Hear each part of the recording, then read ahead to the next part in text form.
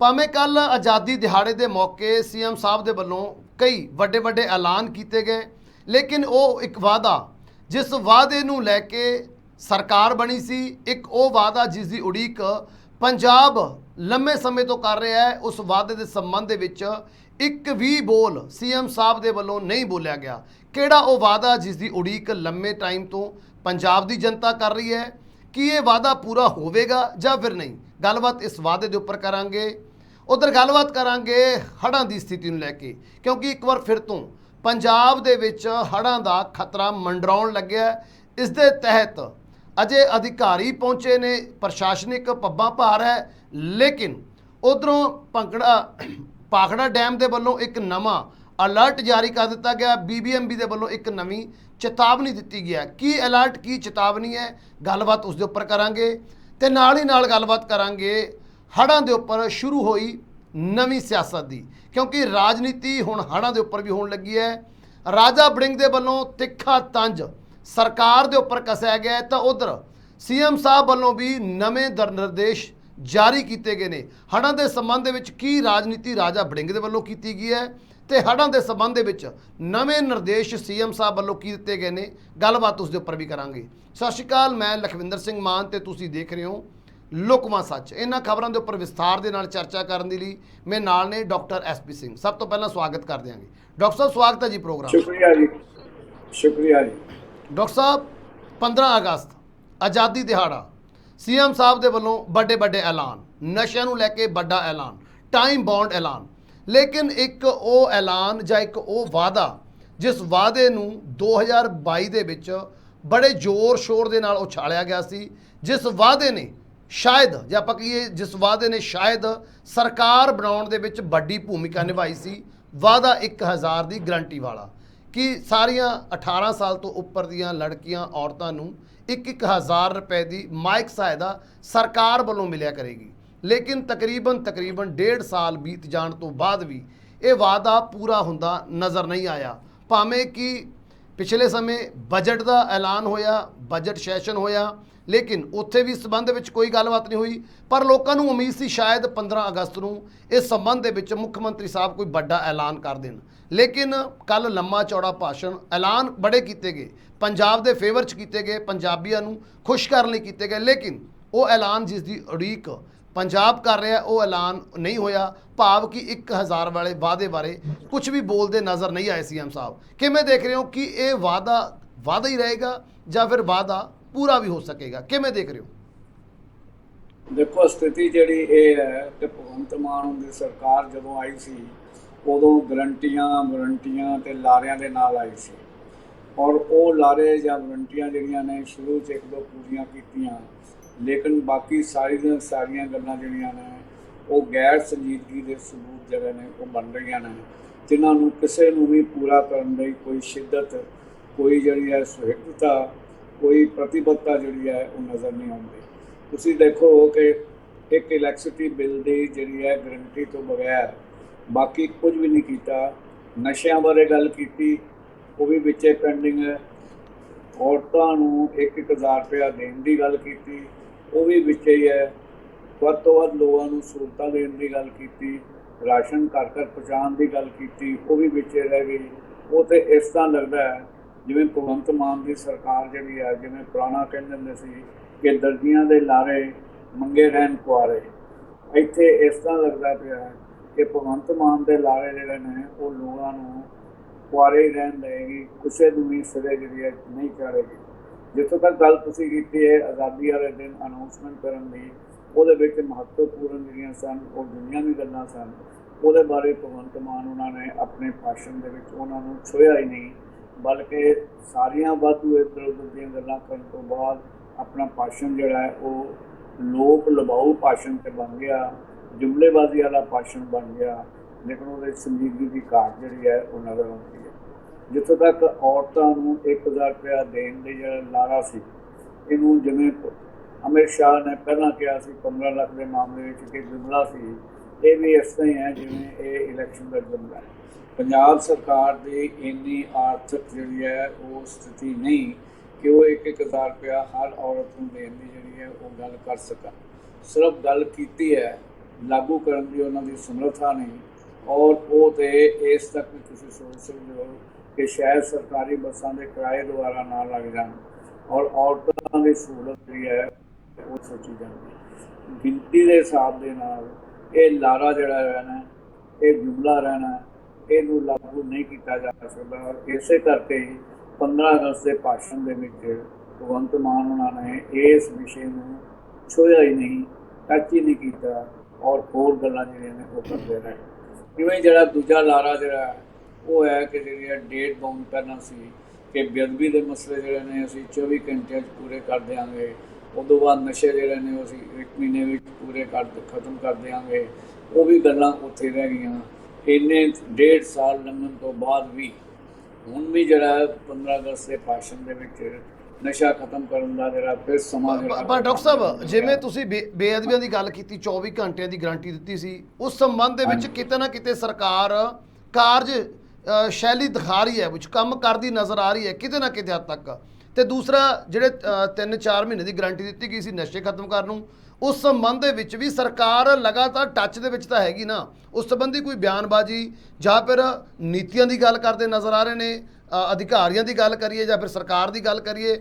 ਲੇਕਿਨ ਜਿਹੜੇ 1000 ਦੀ ਗੱਲ ਹੈ, 2 ਵਾਰ ਇੱਕ ਅਰਧ ਬਜਟ ਆਇਆ ਸੀ, ਫਿਰ ਪੂਰਨ ਬਜਟ ਆਇਆ ਸੀਗਾ, ਉਸ ਦੇ ਵਿੱਚ ਇਸ ਸ਼ਬਦ ਦੀ ਕਿਤੋਂ ਵਰਤੋਂ ਹੀ ਨਹੀਂ ਹੋਈ ਵੀ ਇਹਨਾਂ ਸੰਬੰਧੀ ਵੀ ਅਸੀਂ ਇਹ ਵਾਅਦਾ ਵੀ ਪੂਰਾ ਕਰਨਾਗਾ ਜਾਂ ਅਸੀਂ ਇਹ ਫੰਡ ਕਿੱਥੋਂ ਲੈ ਕੇ ਆਵਾਂਗੇ, ਪੈਸਾ ਕਿੱਥੋਂ ਲੈ ਕੇ ਆਵਾਂਗੇ, ਇਹਦੇ ਬਾਰੇ ਕੋਈ ਗੱਲ ਨਹੀਂ ਸੀ।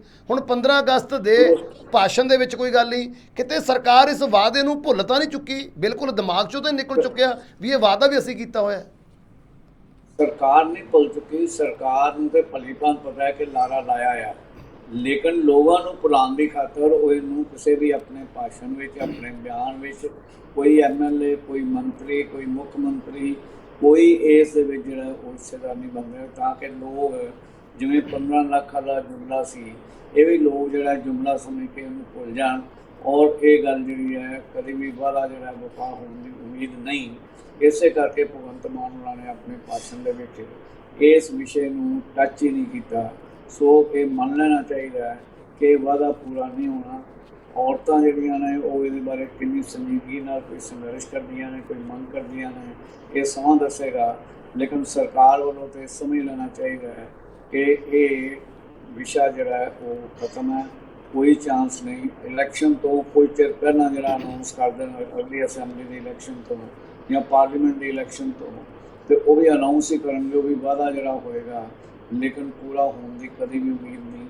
ਕਿਉਂਕਿ ਇਹਦੇ ਨਾਲ ਜਿਹੜਾ ਬਜਟ ਹੈ ਜੁੜਿਆ ਆ, ਜਿੰਨਾ ਵੱਡਾ ਅਮਾਊਂਟ ਜੁੜਿਆ ਆ, ਔਰ ਜਿਹੜਾ ਕਿ ਕਿਸੇ ਵੀ ਡਿਵੈਲਪਮੈਂਟਲ ਕੰਮ ਲਈ ਕੰਮ ਨਹੀਂ ਯੂਜ਼ ਹੋਣ ਵਾਲਾ, ਉਹਦੀ ਡਿਸਟਰੀਬਿਊਸ਼ਨ ਵੀ ਔਰ ਉਹਦਾ ਆਧਾਰ ਵੀ ਜਿਹੜਾ ਹੈ ਉਹ ਕਦੇ ਵੀ ਜਿਹੜਾ ਨਹੀਂ ਬਦਲਿਆ ਜਾ ਸਕਦਾ।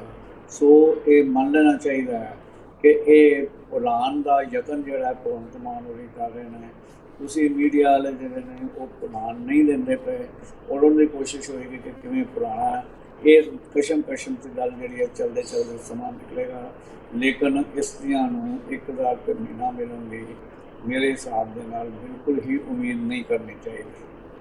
ਡਾਕਟਰ ਸਾਹਿਬ ਫਿਰ ਆਪਾਂ ਇਹ ਕਹਿ ਸਕਦੇ ਵੀ ਜਿਸ ਤਰੀਕੇ ਦੇ ਨਾਲ ਅਰਵਿੰਦ ਕੇਜਰੀਵਾਲ ਜਦੋਂ ਉਹਨਾਂ ਨੇ ਪਾਰਟੀ ਬਣਾਈ ਸੀ ਤਾਂ ਲੋਕਪਾਲ ਦੀ ਗੱਲ ਕਰਦੇ ਨਜ਼ਰ ਆਏ ਸੀ, ਇੱਕ ਸਟਰੋਂਗ ਲੋਕਪਾਲ ਦੀ ਗੱਲ ਕਰਦੇ ਨਜ਼ਰ ਆਏ ਸੀ, ਤੇ ਇਸ ਮੁੱਦੇ ਦੇ ਉੱਪਰ ਆਮ ਆਦਮੀ ਪਾਰਟੀ ਬਣੀ ਸੀ।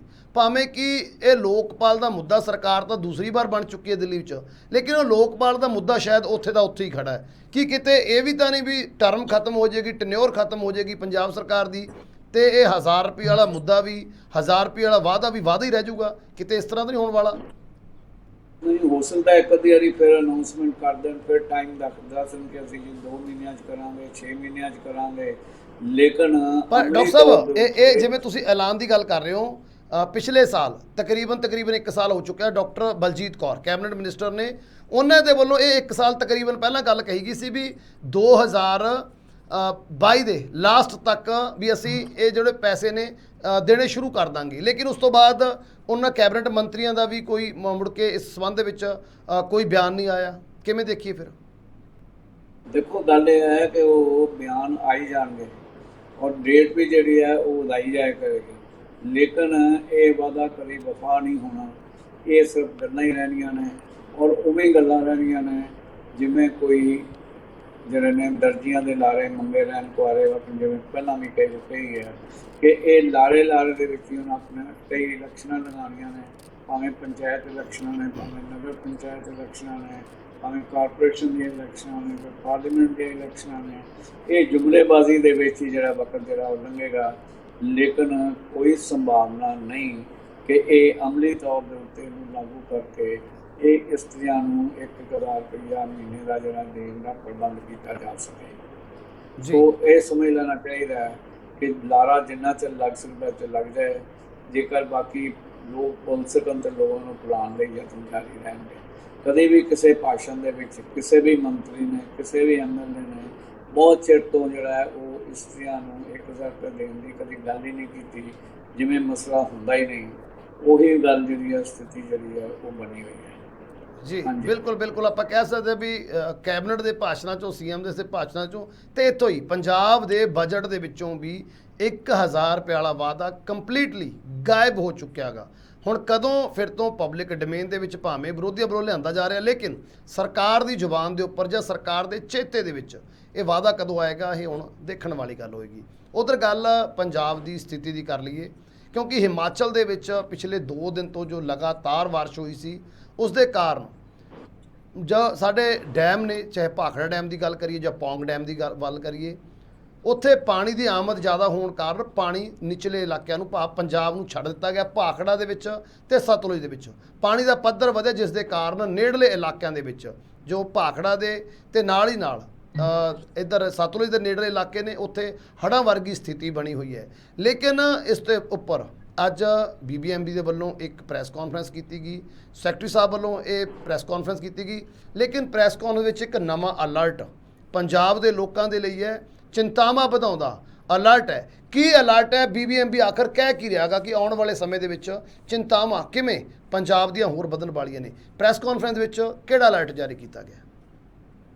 ਦੇਖੋ, ਸਥਿਤੀ ਜਿਹੜੀ ਹੈ ਉਹ ਗੰਭੀਰ ਹੈ ਔਰ ਉਸ ਵਿੱਚ ਕੇਂਦਰੀ ਪੱਧਰ ਦੇ ਉੱਤੇ ਕੋਈ ਗੱਲ ਸੰਭਵ ਨਹੀਂ, ਕਿਉਂਕਿ ਜਿਸ ਢੰਗ ਦੇ ਨਾਲ ਪਹਾੜਾਂ ਦੇ ਵਿੱਚੋਂ, ਵਿਸ਼ੇਸ਼ ਤੌਰ 'ਤੇ ਹਿਮਾਚਲ ਦੇ ਵਿੱਚ, ਉੱਤਰਾਖੰਡ ਦੇ ਵਿੱਚ ਜਿਵੇਂ ਕਲਾਊਡ ਬਸਟ ਹੋ ਰਹੇ ਨੇ, ਜਿਵੇਂ ਬਾਰਿਸ਼ ਵੱਡੀ ਮਿਕਦਾਰ 'ਚ ਹੋ ਰਹੀ ਹੈ, ਉਹਦੇ ਨਾਲ ਜਿਹੜਾ ਪਾਣੀ ਦਾ ਪੱਧਰ ਜਿਹੜਾ ਸਾਰੇ ਡੈਮ 'ਚ ਵੱਧ ਗਿਆ। ਭਾਵੇਂ ਉਹ ਭਾਖੜਾ ਡੈਮ ਹੈ, ਭਾਵੇਂ ਉਹ ਜਿਹੜਾ ਉਹ ਪੌਂਗ ਡੈਮ ਹੈ, ਭਾਵੇਂ ਬਿਆਸ ਦਰਿਆ ਹੈ ਜਾਂ ਸਤਲੁਜ ਦਰਿਆ ਹੈ, ਇਹ ਇੱਕ ਆਪਣੇ ਆਪ ਦੀ ਸਥਿਤੀ ਗੰਭੀਰ ਹੈ। ਰਾਵੀ ਦੀ ਵੀ ਇਹੀ ਸਥਿਤੀ ਹੈ।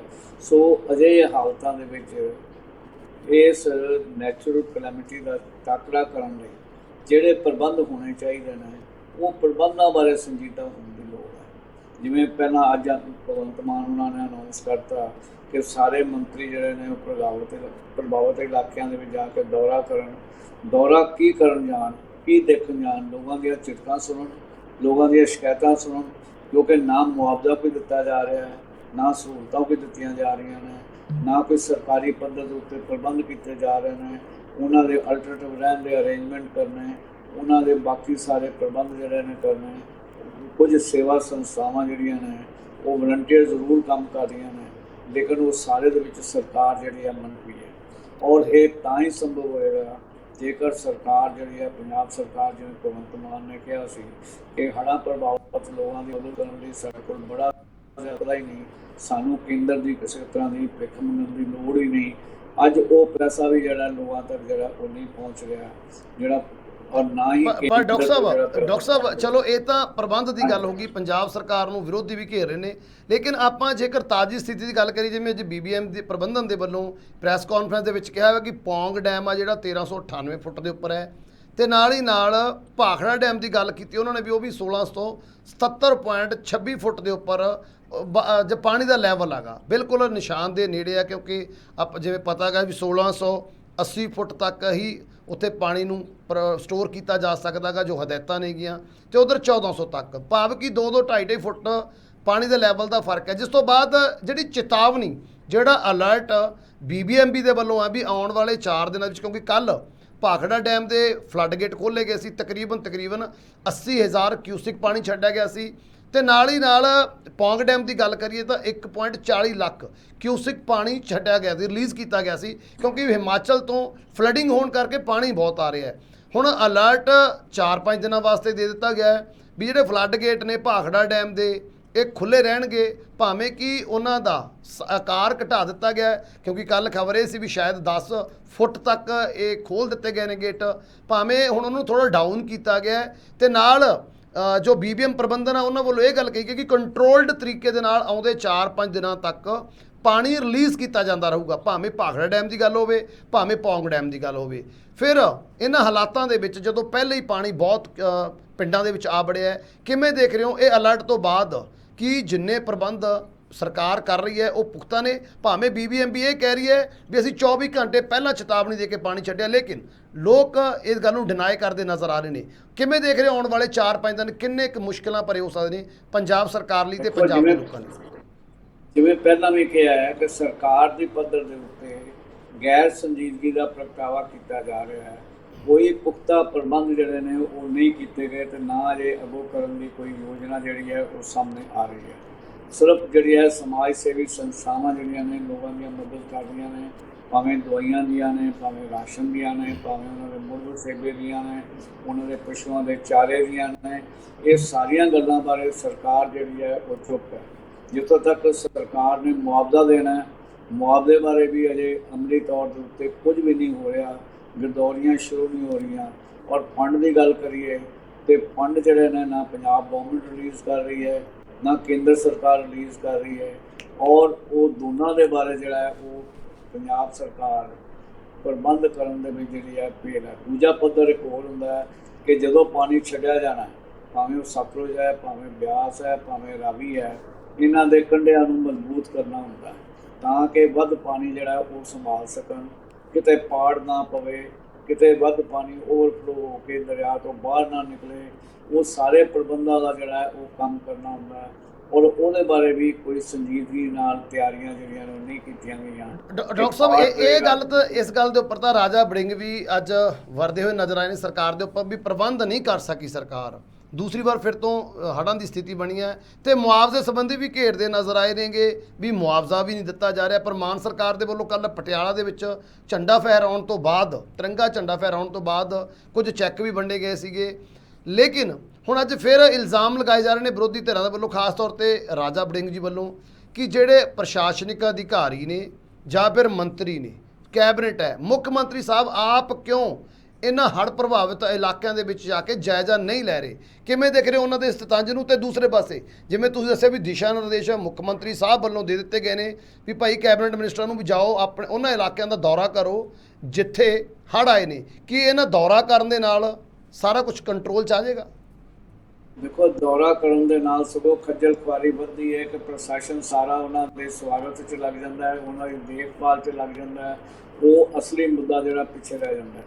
ਇਸ ਵੇਲੇ ਦੌਰਿਆਂ ਨਾਲੋਂ ਉਹੀ ਮੰਤਰੀ ਜਿਹੜੇ ਨੇ ਜੇਕਰ ਗ੍ਰਾਂਟਾਂ ਲੈ ਕੇ ਪਹੁੰਚਣ, ਉਹੀ ਮੰਤਰੀ ਜੇਕਰ ਕੋਈ ਆਪਣੀ ਫੋਰਸ ਲੈ ਕੇ ਪਹੁੰਚਣ ਜਿਹੜੇ ਕਿ ਪ੍ਰਬੰਧ ਠੀਕ ਕਰ ਸਕਣ, ਉਹ ਨਹਿਰੀ ਵਿਭਾਗ ਜਿਹੜਾ ਉਹ ਨਹਿਰਾਂ ਨੂੰ ਪੱਕਾ ਕਰਨ ਦਾ ਕੰਮ ਕਰੇ। ਜੇਕਰ ਹੈਲਥ ਡਿਪਾਰਟਮੈਂਟ ਜਿਹੜਾ ਹੈ ਉਹ ਹੜ੍ਹ ਪ੍ਰਭਾਵਿਤ ਇਲਾਕਿਆਂ ਵਿੱਚ ਦਵਾਈਆਂ ਭੇਜਣ ਦੀ ਗੱਲ ਕਰੇ, ਫੂਡ ਐਂਡ ਸਿਵਲ ਸਪਲਾਈ ਜਿਹੜਾ ਹੈ ਉਹ ਲੋਕਾਂ ਨੂੰ ਖਾਣ ਪੀਣ ਦੀਆਂ ਵਸਤੂਆਂ ਦਾ ਪ੍ਰਬੰਧ ਕਰੇ, ਵੈਟਰਨਰੀ ਦੇ ਵਿਭਾਗ ਵਾਲੇ ਜਿਹੜੇ ਨੇ ਉਹ ਪਸ਼ੂਆਂ ਦੇ ਚਾਰੇ ਦਾ ਪ੍ਰਬੰਧ ਕਰਨ। ਅਜਿਹੀਆਂ ਗੱਲਾਂ ਦਾ ਕੋਈ ਵੀ ਦੌਰਾ ਕਰਨ ਦਾ ਮਤਲਬ ਤਾਂ ਇੰਨਾ ਹੈ ਕਿ ਲੋਕਾਂ ਦੀ ਖੱਜਲ ਖੁਆਰੀ ਵਧੇਗੀ। ਲੋੜ ਇਹ ਹੈ ਕਿ ਵੱਖ-ਵੱਖ ਵਿਭਾਗਾਂ ਦੀਆਂ ਟੀਮਾਂ ਨੂੰ ਲੈ ਕੇ ਅਮਲੀ ਤੌਰ ਦੇ ਉੱਤੇ ਕੋਈ ਪਲੈਨਿੰਗ ਦੀ ਗੱਲ ਨਹੀਂ ਹੈ, ਅਮਲੀ ਤੌਰ ਦੇ ਉੱਤੇ ਇੱਕਦਮ ਹੀ ਜਿਹੜੀਆਂ ਨੇ ਉਹ ਸਹੂਲਤਾਂ ਜਿਹੜੀਆਂ ਨੇ ਉਹ ਦੇਣ ਦੇ ਪ੍ਰਬੰਧ ਹੋਣੇ ਚਾਹੀਦੇ ਨੇ। ਫਿਰ ਹੀ ਕੋਈ ਲੋਕਾਂ ਦੇ ਵਿੱਚ ਸੰਤੁਸ਼ਟੀ ਹੋਏਗੀ। ਨਹੀਂ ਤੇ ਹੜ੍ਹ ਪ੍ਰਭਾਵਿਤ ਇਲਾਕਿਆਂ ਦੇ ਲੋਕ ਜਿਹੜੇ ਨੇ ਉਹ ਸਾਰੇ ਦੇ ਸਾਰੇ ਜਿਹੜੇ ਨੇ ਇਹਨਾਂ ਮੰਤਰੀਆਂ, MLA ਉਹਨਾਂ ਦੇ ਗਿਲੇ ਸ਼ਿਕਵੇ ਹੀ ਕਰਨਗੇ। ਉਸ ਤੋਂ ਬਾਅਦ ਉਹਨਾਂ ਨੂੰ ਕੋਈ ਉਹਦਾ ਫਾਇਦਾ ਜਿਹੜਾ ਉਹ ਨਹੀਂ ਹੋਣਾ। ਲੋੜ ਇਹ ਹੈ ਕਿ ਅਮਲੀ ਤੌਰ ਦੇ ਉੱਤੇ ਲੋਕਾਂ ਨੂੰ ਸਹੂਲਤਾਂ ਪ੍ਰਦਾਨ ਕਰਨੀਆਂ ਤੇ ਆਉਣ ਵਾਲਾ ਹੋਰ ਪਾਣੀ ਜਿਹੜਾ ਫਲੱਡ ਗੇਟ ਖੁੱਲ੍ਹਣ ਨਾਲ ਜਿਹੜਾ ਉਹਦੇ ਨਾਲ ਨਹਿਰਾਂ ਦੇ ਖਾਲਿਆਂ ਨੂੰ ਪੱਕਾ ਕਰਨਾ, ਨਹਿਰਾਂ ਨੂੰ ਰੈਗੂਲੇਟ ਕਰਨਾ ਔਰ ਜਿੱਥੇ ਹੜ੍ਹ ਜਿਹੜੇ ਨੇ ਆਉਣ 'ਚ ਪਾੜ ਪੈਣ ਦੀ ਸੰਭਾਵਨਾ ਹੋਵੇ ਉਹ ਜ਼ਿਆਦਾ ਪੱਕੇ ਕਰਨਾ। ਜੇ ਸਰਕਾਰ ਇੱਧਰ ਧਿਆਨ ਦੇਵੇਗੀ ਤਾਂ ਠੀਕ ਹੈ। ਦੌਰੇ ਤੇ ਬੇਸ਼ੱਕ ਦਫ਼ਤਰ 'ਚ ਬੈਠ ਕੇ ਵੀ ਨਾ ਕੀਤੇ ਜਾਣ, ਹਵਾਈ ਸਰਵੇਖਣ ਨੇ ਸਾਰੇ ਦੇ ਸਾਰੇ ਜਿਹੜੀ ਹੈ ਉਹ ਇੱਕ ਵੇਸਟੇਜ ਹੋਣੀ ਜਿਹੜੀ ਹੈ। ਕਿਵੇਂ ਜਦੋਂ ਮੰਤਰੀ ਜਾਣਗੇ ਤੇ ਮੰਤਰੀਆਂ ਦੀ ਆਓ ਭਗਤ ਡਿਫੈਂਸ ਉਹਦੇ ਲਈ ਸਿਕਿਉਰਿਟੀ ਦੂਜਾ ਸਾਰੇ ਪ੍ਰਬੰਧਾਂ 'ਚ ਵਕਤ ਲੱਗ ਜਾਏਗਾ, ਟ੍ਰੈਫਿਕ ਕੰਟਰੋਲ 'ਚ ਲੱਗ ਜਾਏਗਾ ਔਰ ਲੋਕਾਂ ਨੂੰ ਸ਼ਾਇਦ ਮਿਲਣ ਤੇ ਲੋਕ ਜ਼ਿਆਦਾ ਦੁਖੀ ਜ਼ਿਆਦਾ ਨਜ਼ਰ ਆਉਣ।